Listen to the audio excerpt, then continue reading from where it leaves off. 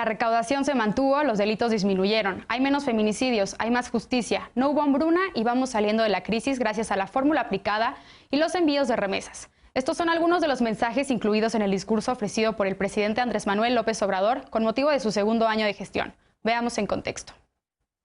Con la promesa de que el próximo 1 de diciembre quedarán sentadas las bases del proyecto llamado Cuarta Transformación, el presidente Andrés Manuel López Obrador entregó su segundo informe de gobierno. El mandatario dijo que la política económica de su gobierno, que se sustenta en la moralidad, la austeridad y el desarrollo con justicia, va avanzando. Añadió que encabeza una renovación moral y que su gobierno no será recordado como corrupto.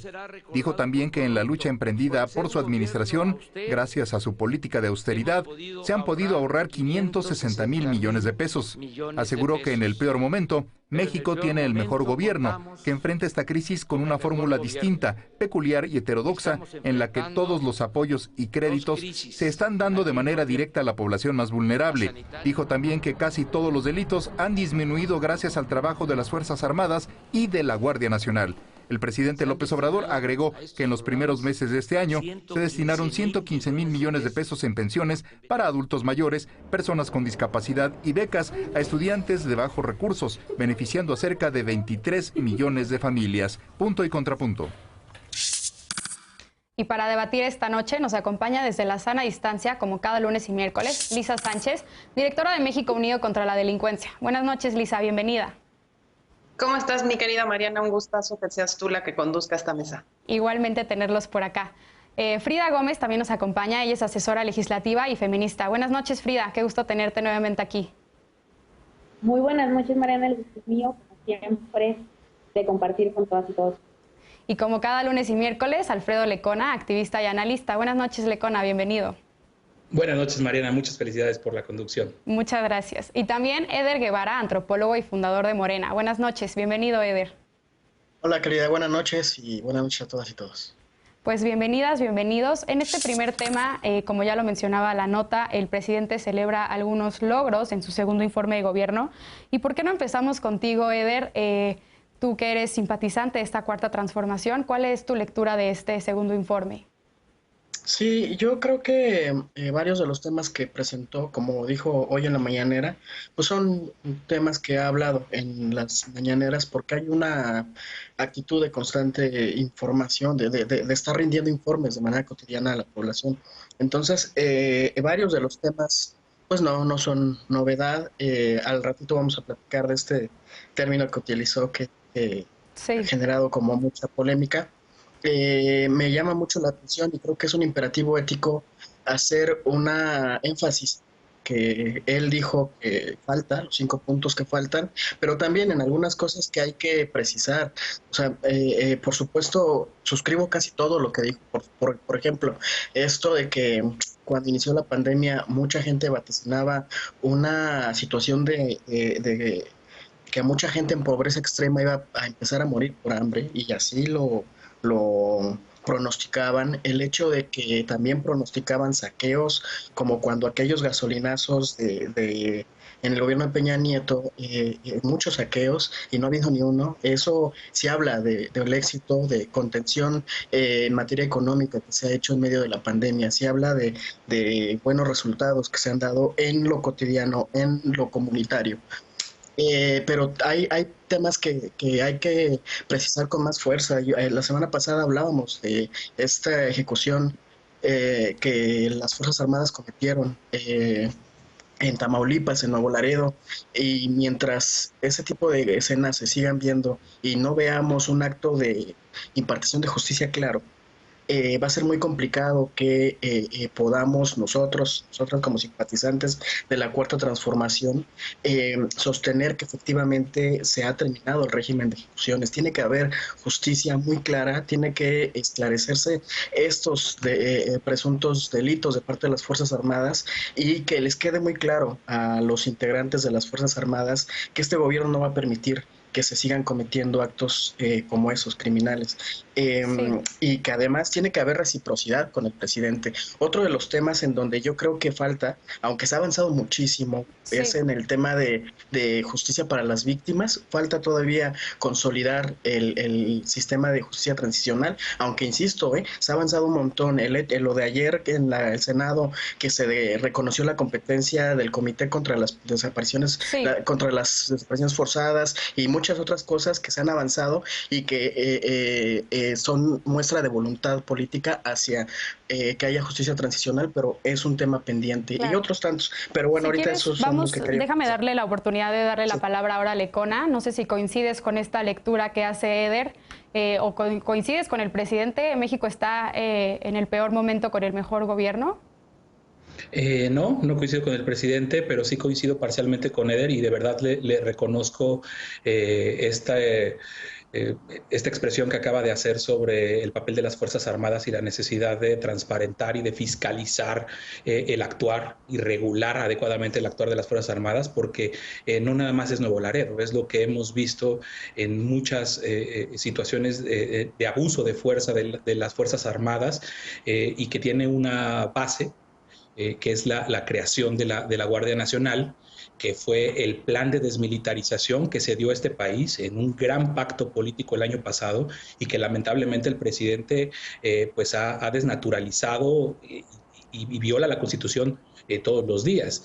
De ahí que no puedo coincidir de ninguna forma con la afirmación, algunas de las afirmaciones que hizo ayer el presidente de la República, como el hecho mismo de asegurar que en este país ya no hay masacres, ya no hay torturas, ya no hay desapariciones, cuando los datos, incluso de su propio gobierno, nos dicen absolutamente lo contrario. Tampoco podría coincidir en ese sentido con esta afirmación que hizo respecto a que la Guardia Nacional es un cuerpo de paz y una policía de proximidad, porque si algo también tenemos desde las cifras oficiales de investigación periodísticas, incluso como la de hace un par de semanas de Animal Político que hizo Arturo Ángel, que reveló la composición de la Guardia Nacional, pues nos da pista de que no hay un verdadero ánimo de desmilitarizar, ni de que la Guardia Nacional sea un cuerpo civil, ni esa policía de proximidad. 7 de cada 10 de los integrantes de la Guardia Nacional son reclutados, provienen de Sedena y Semar, y son reclutados por la propia Secretaría de la Defensa Nacional. Están adscritos a la Secretaría de la Defensa Nacional y a la de Marina. Los únicos civiles que están en la Guardia Nacional son los 26,000 elementos que se transfirieron de la Policía Federal. Entonces, pues preocupa mucho la mentira, la negación a la realidad, la negación de la guerra, la negación a las víctimas, porque cuando se dice que ya no hay masacres en este país, no es un dicho menor, no es una mentirita inocente.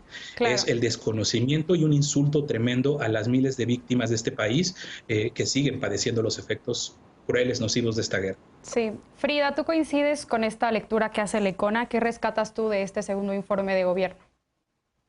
Yo rescataría en el plano positivo el tema de tecnología.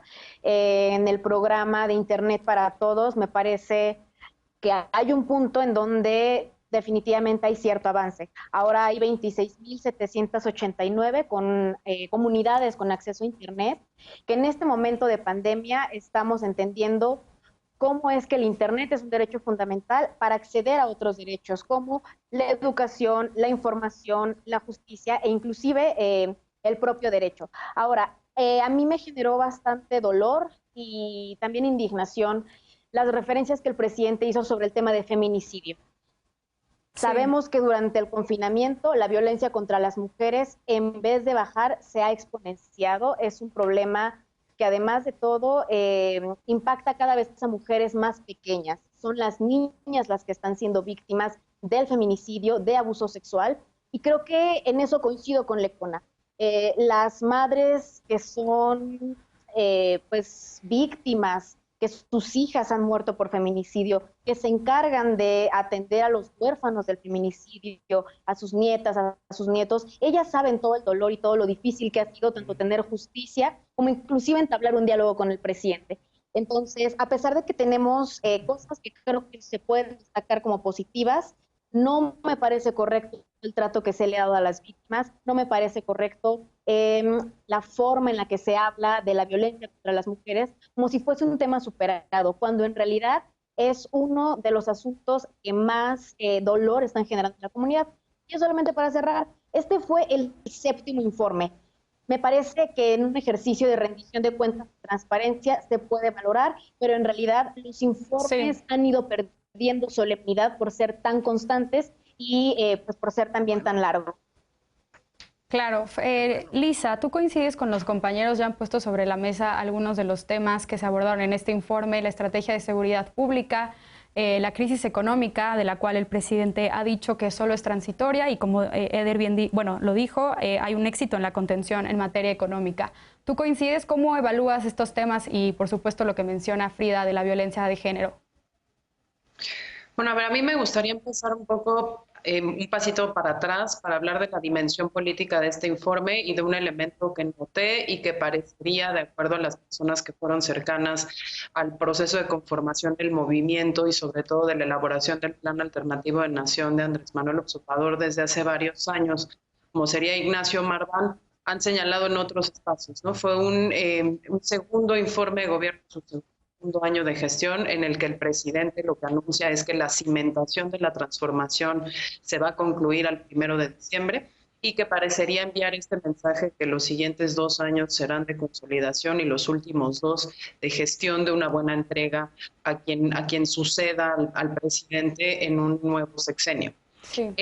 Esto me parece muy interesante porque justamente en un contexto, como anuncia la nota y como bien introducías, Mariana, donde hay una crisis sanitaria tan importante, una crisis económica que va a trascender por muchos años las fases de contagio y recontagio de la COVID-19, pues no es como para cantar victoria, digamos, como a los 2 años y concentrarse únicamente en consolidar lo supuestamente logrado hasta hoy, sino tendríamos que haber escuchado pues a lo mejor un mensaje bastante más agresivo de ajuste de estrategia, de anuncio de nuevas acciones que pudieran realmente pues darnos la esperanza de que habrá un manejo responsable de las consecuencias de esta crisis, que si bien no fueron provocadas por el presidente sino por la pandemia, pues le toca a él gestionarla y le tocará también, tristemente, a quien lo suceda en el próximo sexenio. Entonces eso, como la dimensión política, me llamó muchísimo la atención. Hay como una especie de abandono del tono realmente pues positivo, esperanzador, épico de Andrés Manuel López Obrador, y me parecía importante señalarlo. Y en un segundo nivel, en la parte técnica, pues yo me concentro obviamente en la parte de seguridad. En México Unido contra la Delincuencia hicimos un ejercicio de verificación de al menos 3 de las argumentaciones principales del informe de gobierno, que como bien ya decían Lecona, pues una parte es el tema de la Guardia Nacional, donde claramente decimos la estrategia no solo no es fundamentalmente distinta, aunque se hable mucho de política social, sino que profundiza la militarización y el populismo punitivo de sexenios anteriores, con la extensión de la presencia de las Fuerzas Armadas 5 años más y con la reforma de prisión automática que va a criminalizar de manera desproporcionada a los más pobres, sino que tampoco estamos hablando de una Guardia Nacional de proximidad, y ya lo decían mis compañeros de la mesa, son 97,000 efectivos, pero que son eminentemente militares, que funcionan bajo operaciones y tácticas militares, y que eso no consolida la proximidad ni sustituye el arraigo territorial de policías locales, en donde deberíamos estar construyendo muchísimo más. Sí. Y me concentro también en la parte del análisis de la incidencia delictiva, donde el presidente justamente decía que todos los delitos, salvo el homicidio y la extorsión, habían bajado. Y ahí lo que nosotros reportamos es pues las diferencias o las deficiencias más bien de registro que hay dentro del Secretariado Ejecutivo del Sistema Nacional de Seguridad Pública y las fiscalías locales, que pueden dar datos engañosos donde efectivamente creamos que el delito va a la baja cuando no es así. En el caso de secuestro en particular, lo que vemos es que el delito como tal, secuestro, sí presenta un descenso interesante, pero cuando se analiza cómo las fiscalías clasifican en otros delitos contra la libertad personal, esos otros delitos contra la libertad personal en donde se incluyen varias modalidades de secuestro, no solo el secuestro tradicional y otras privaciones ilegales de la libertad, hay un incremento muy importante, no solo no hay un decremento, y se estabiliza, digamos, a niveles de 2018, pero no menores del 2018. Y en el caso justamente de feminicidio, donde en la categoría feminicidio a lo mejor podemos ver una reducción, pero comparado con el total de homicidio doloso de mujer, vemos una tendencia a la alza, que si bien se estabilizó y dejó de crecer, pues no deja de generar más víctimas conforme pasa el tiempo. Claro. Y un último Déjame punto. déjame hacer una pausa, Lisa, porque ya se nos acabó el tiempo de este bloque, pero ahorita en el segundo, por supuesto, te vuelvo a dar la palabra para que retomes. Vamos a una pausa. El presidente subrayó en su informe que tanto la Fiscalía General de la República como la Suprema Corte tienen verdadera independencia. ¿Es así? ¿Cuál es el balance del panel? Regresamos a Punto y Contrapunto.